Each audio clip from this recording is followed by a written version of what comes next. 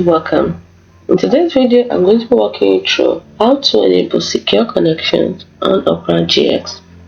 First thing you need to do is open up your settings.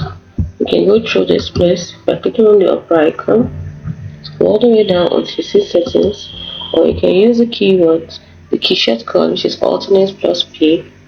Once you're here, click on privacy and security on the left here, and then scroll down until you see yes, that's right, security. Click on security. You can see secure connections. So always use secure connections. Make sure you turn it on. Now what this means is that in case you use a site that doesn't support secure connections, you will get warned before you can visit the site.